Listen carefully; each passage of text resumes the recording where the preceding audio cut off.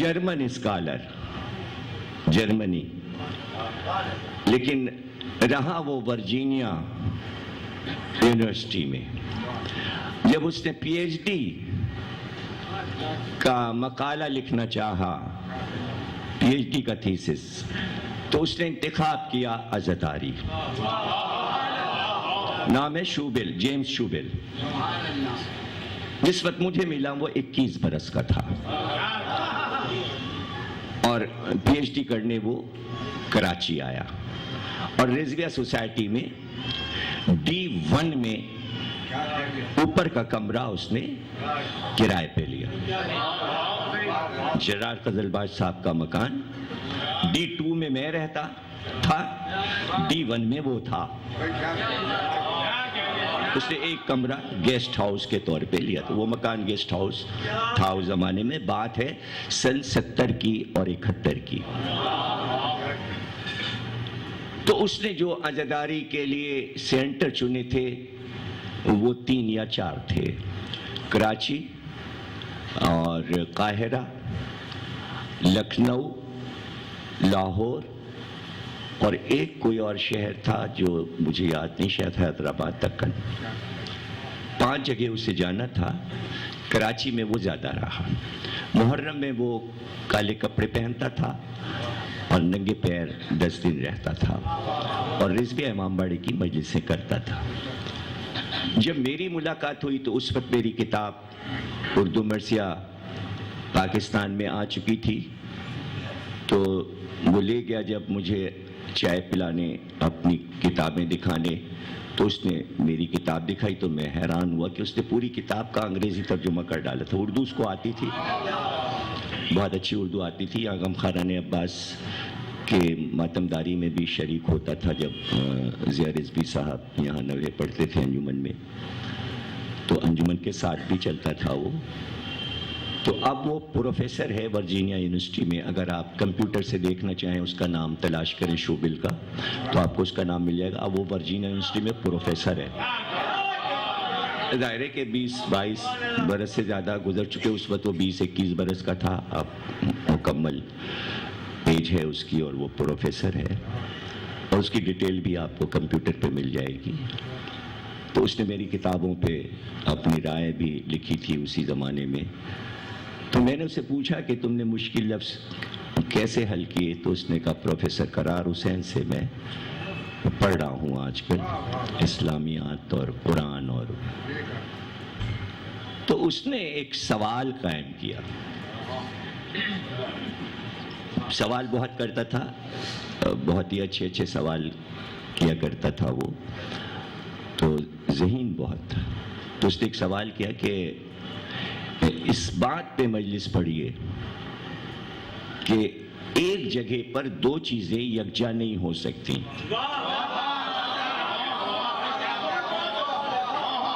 یہ کیسے ہوتا ہے کہ آپ آدھے گھنٹے سب لوگ ہنس رہے ہوتے ہیں اور اچانک ذاکر رلا دیتا ہے؟ تو یہ خوشی اور غم ایک ساتھ ایک ہی بزم میں، ایک ہی فرش پر، آدھی مجلس خوشی اور آدھی مجلس غم، یہ کیسے ہوتا ہے؟ تو میں نے اس کو یہی سمجھایا کہ اسی سے سمجھ لو کہ اگر یہ مادیت ہوتی تو بناوٹ ہوتی. ان دونوں چیزوں کا تعلق روحانیت سے ہے.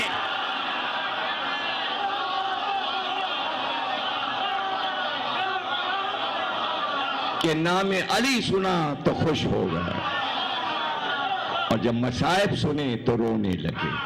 اس نے اس بات کو تسلیم کیا کہ مجلس میں روحانیت ہے. اور وہ تو شاہ حسن حسین ربائی کو بھی کہتا تھا یہ روحانی ربائی ہے.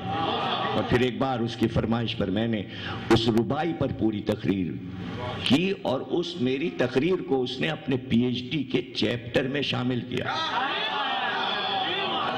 9 محرم کو میں نے نارتھ ناظم آباد میں یہ تقریر کی تھی اور اس نے اس پوری ٹیپ کی اور اس کو لکھا اور اپنے تھیسس میں شامل کیا. مسئلہ یہاں پر یہ ہے کہ یہ باتیں جو ہیں کہ جو اسکالرز کرتے ہیں، جو علمی باتیں ہیں، وہ اتنی اونچی باتیں ہیں کہ ان کا سمجھنا ہر ایک کے بس کی بات نہیں ہے۔ اب ظاہر ہے کہ آپ چونکہ ایک لگاؤ رکھتے ہیں اور یہ ہے مشق۔ دیکھیے آپ کسی گدھے گاڑی والے کو بلا کے کہیں امیر انیس کا مرثیہ سنو تو کتنا مشکل ہے، لیکن جس ماحول میں وہ مرثیہ تھا تو وہاں کا نائی اور دھوبی بھی مرثیہ سمجھتا تھا، اس لیے کہ ماحول بن گیا تھا۔ یہاں کے ماحول الگ الگ ہیں، تو جو آپ سے دور ہیں ان کی سمجھ میں یہ باتیں نہیں آئیں گی، اور یہ جھگڑا ہمیشہ باقی رہے گا کہ جب آپ یہی بات بیان کریں گے تو وہ آپ کا مذاق اڑائیں گے۔ یہ کوئی نئی بات نہیں ہے۔ جن کا دل لگا وہ رسول کو چھوڑ کے نہیں گئے اور ہر وقت سنتے رہے، جنہوں نے آدھی سنی اور آدھی دنیا لے لی ان کو کچھ نہیں معلوم، انہیں کچھ پتا نہیں۔ اب اس کا نتیجہ کیا ہوا؟ اس کا نتیجہ سن لیجئے۔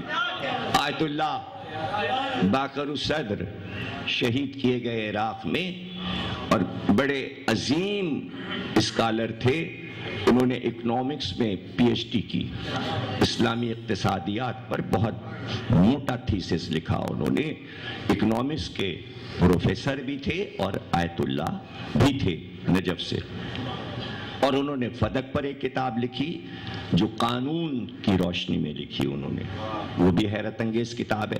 ایک چھوٹی سی کتاب انہوں نے لکھی تاریخ تشیع، حالانکہ 20 صفحوں میں شیعت کی تاریخ نہیں آتی، لیکن انہوں نے ایک تعارف دیا اس کتاب میں سے، جو کہ عربی سے ترجمہ ہو چکی ہے اردو میں کراچی میں، ایک ٹکڑا آپ کو سناتا ہوں۔ انہوں نے لکھا ہے کہ رسول اللہ نے جب اسلام کو پھیلایا اور اسلام کا عروج ہوا تو عرب کے تمام قبائل جو دیہاتوں میں رہتے تھے آہستہ آہستہ انہوں نے کلمہ پڑھنا شروع کیا، تو وہ وفد کی شکل میں رسول اللہ کے پاس آتے تھے، بیٹھ کے گفتگو کرتے تھے کہ کچھ مسئلے ہمیں سمجھائیے، وہ سوالات کرتے، رسول اللہ انہیں سمجھاتے۔ تو جب وہ آتے تھے تو نذرانے لے کر اپنے دیہات سے آتے تھے، اب وہ چاہے کھجوریں ہوں، پیسہ ہو، سونا ہو، کچھ بھی ہو، درہم دینار، وہ نذر دیتے تھے اور نذر سامنے رکھ دیتے تھے، پھر کہتے تھے سرکار ہمیں اسلام سمجھائیے، ہم آپ کی بیعت کرتے ہیں، ہمارے یہ کچھ سوالات ہیں، ان کے جوابات دے دیجئے۔ وہ گفتگو تمام ہو جاتی، سرکار کا خطبہ ہو جاتا، وہ چلے جاتے، اور پھر وہ جا کے اپنے اپنے قبائل میں وہ وفود اسلام پھیلایا کرتے تھے اور دیہاتوں میں اپنے قبیلوں کو سمجھا دیتے تھے یہ ہے اسلام میں، ایسا ہے اسلام اور تم قبول کر لو۔ اس طرح پورے عرب میں اسلام پھیلا۔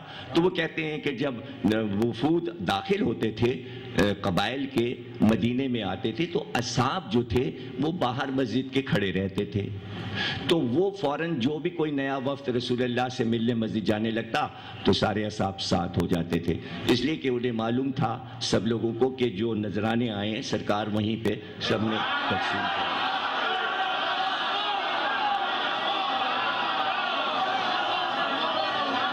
یہ آیت اللہ باقر الصدر لکھ رہے ہیں جنہیں شہید کیا گیا عراق میں صدام کے دور میں۔ تو عجیب بات انہوں نے یہ لکھی کہ وفود کے ساتھ جاتے تو تھے اصحاب جو مدینے میں رہتے تھے، لیکن وہ اپنا حصہ لینے کے بعد اس وقت بیٹھتے تھے جب یہ دیکھتے تھے کہ ان کے مطلب کی بات ہے، اور جو ان کا موضوع نہیں ہوتا تھا تو وہ اٹھ جاتے تھے، اس میں ان کا دل نہیں لگتا تھا۔ یہ بات جب تک آپ سمجھیں گے نہیں، آپ کے یہ بات سمجھ میں نہیں آئے گی کہ پورا شہر آپ کی مجلس میں کیوں نہیں آتا۔ باتیں تو یہ ساری علمی ہیں، قرآن، حدیث، فلسفہ، منطق، کون سا سبجیکٹ ہے جو یہاں نہیں ہے؟ پھر سب کیوں نہیں سنتے؟ اب اس کی وجہ سنیے، باقر الصدر یہ لکھتے ہیں کہ یہ دیکھتے تھے مدینے کے لوگ کہ وفود اگر فروع دین کے سوالات کرتے تھے تو سب بیٹھے رہتے تھے،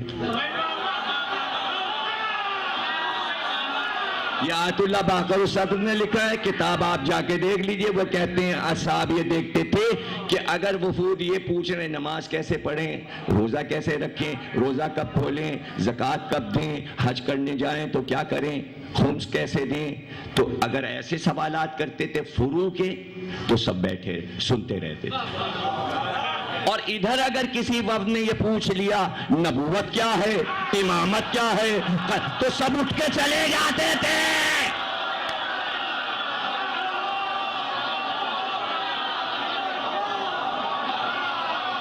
سب اٹھ کے چلے جاتے تھے. تو گویا بزم رسول میں نبی کے سامنے یہ طے ہو گیا تھا کہ اسلام میں سے کیا لے لینا ہے اور کیا چھوڑ دینا ہے. ہماری مجلس اور عزاداری وہ ہے جس نے نہ فروع چھوڑا اور نہ اصول چھوڑے. اصول جڑ ہے اور فروع شاخیں ہیں. جڑ ہمارے پاس ہے. اگر جڑ سستی رہے گی تو پتے بھی اچھے آئیں گے اور پھل بھی اچھے آئیں گے.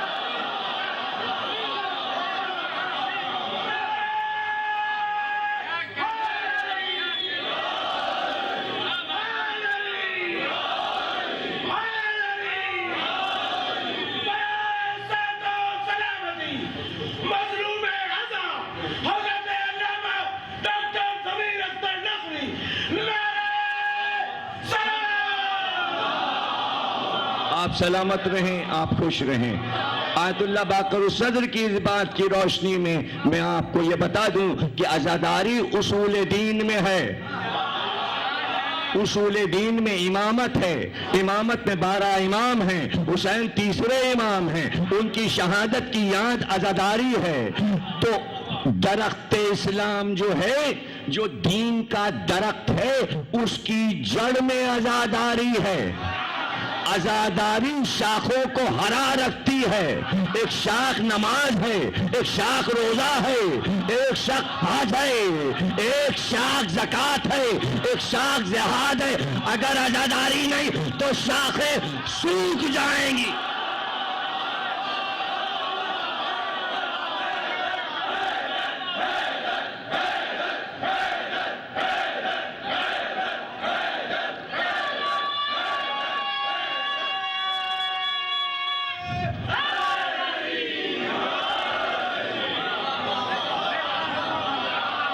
تو پانی تو عزاداری دے رہی ہے. یہ کہہ چکا نا جملہ، 2-4 دن پہلے کہہ چکا کہ آبیاری تو عزاداری کر رہی ہے. اگر آپ نے عزاداری کو چھوڑ دیا تو آپ کے ہاتھ فروع بھی نہ آئیں گے، پھل نہیں ملے گا. پھل تو اسی وقت ملیں گے جب شاخیں اچھی ہوں، مضبوط، گہرائی میں گڑی ہوئی. اور درخت ایسا کمزور ہوا تو ایک آندھی میں درخت گر گیا. درخت کو مضبوط بنایا عزاداری نے کہ ہلائے یہ درخت ہلتا نہیں، اس کی جڑیں جنبش نہیں کرتی.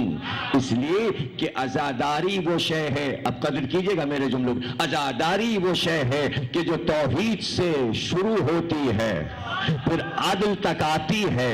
عدل کا مفہوم عزاداری سمجھاتی ہے. پھر نبوت 1,24,000 کو سمجھاتی ہے. سرکار کی سیرت کو عزاداری سمجھاتی ہے. پھر امامت کا مفہوم بتاتی ہے. پھر 12 امام کا تذکرہ کرتی ہے اور پھر عزاداری بتاتی ہے. آؤ ہم بتائیں قیامت میں کیا ہوگا. کوئی بتانے والا نہیں ہے.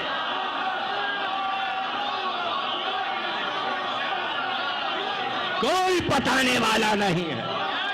اگر عزاداری نہ ہوتی تو قیامت کے مناظر ہم دیکھ نہ سکتے. چونکہ قیامت کا تعلق روحانی دنیا سے ہے اور روح وہاں سے آئی ہے. چونکہ ہمارا رابطہ وہاں سے رہتا ہے، اس لیے ہم بتا سکتے ہیں، ہر ایک نہیں بتا سکتا. کون قیامت کے مناظر دکھائے گا؟ ارے قیامت کے مناظر تو ہم یہاں دکھا دیتے ہیں. تو وہ قیامت کیا ہے؟ یہاں تو لفظوں میں قیامت ہے. لفظوں کے انبار کس کے پاس ہیں؟ لفظوں کے انبار کس کے پاس ہیں؟ وہ تو بیٹھا یہ سوچ رہا تھا کہ پیسہ ختم ہو گیا، اب ہم کیا کریں، کس سے قرضہ مانگیں؟ اور پھر شاعر کو قرضہ دیتا کون ہے؟ لاکھ مانگے، لاکھ دوستیاں ہوں، شاعر کے ذرائع آمدنی نہیں ہے، یہ کہاں سے واپس کرے گا؟ تو شاعر کو معلوم ہوتا ہے قرضہ نہیں ملے گا، ایک دوست سے مانگا، دوسرے دوست سے مانگا، تیسرے دوست، اس نے کہا کیوں ادھر ادھر پریشان ہے، مدینے میں ایک سقی رہتا ہے، اس سقی کا نام ہے امام جعفر صادق، وہاں چلا جا، وہ تجھے دے دیں گے۔ کہ میں ان کے پاس کیسے جاؤں، میں تو پرانا علی کا دشمن ہوں، پرانا پاپی ہے، میں تو علی کا دشمن ہوں۔ کہے جا، وہ بڑے سخی ہیں، وہ تو دشمنوں کو بھی دے دیتے ہیں، پانی پلا دیتے ہیں، تو جا تو صحیح، وہاں ملے گا تجھے۔ کہ تو میں کس منہ سے جاؤں؟ تو اب بات سمجھ میں آئی، دنیا یہ بھی تو سوچے کس منہ سے رسول اللہ کے سامنے جائے گی۔ دشمنی کرنے کو کر لو، لیکن یہ بتا دو کس منہ سے جاؤ گے، کس منہ سے جاؤ گے؟ تو وہ بھی یہی سوچنے لگا کس منہ سے جاؤں۔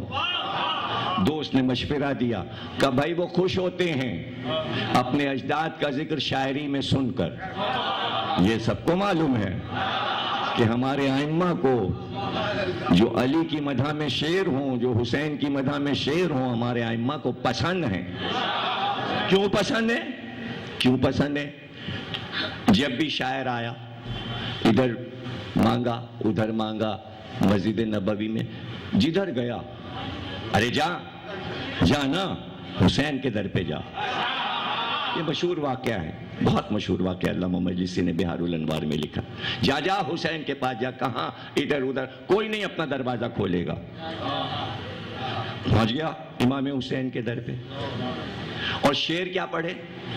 اب میں کیا بتاؤں کہ جدھر گیا یہی آواز آئی، حسین سخی، حسین سخی۔ اور ایک پورا شہر جس کی سخاوت کی گواہی دے، اس سے بڑا سخی کون ہو سکتا ہے؟ یہ شعر پڑھتا ہوا حسین کے دروازے پہ بیٹھ گیا۔ اتنا بڑا سخی جس کی گواہی ہر گلی، ہر نمازی، ہر پڑوسی دے رہا ہے، حسین سخی، حسین سخی، حسین سخی۔ تو اب میں کہاں جاؤں اس در کو چھوڑ کر؟ یہ شعر پڑھ رہا ہے۔ انہی قافیوں میں، اسی بحر میں حسین نے بھی شعر پڑھے، دروازے پہ آ گئے، اس کے شعروں کا جواب شعروں میں دیا، اور ایک تھیلی درہم و دینار سے بھری ہوئی ہاتھ بڑھا کے دے دیا کہ میں سامنے نہیں آ رہا ہوں تاکہ تیری شرمندہ آنکھیں نہ دیکھ سکوں۔ یہ شعر میں حسین کہہ رہے ہیں، اور یہ لے جا، یہ تیرے حصے کا ہے۔ اور دوسرا شعر حسین نے کہا، بھائی میرے، اگر دنیا میرا حق نہ چھین لیتی تو اس سے کہیں زیادہ تجھے دیتا۔ تو اب پتہ چلا اگر فدق آل محمد کو مل جاتا تو اب تک بچ رہا ہوتا۔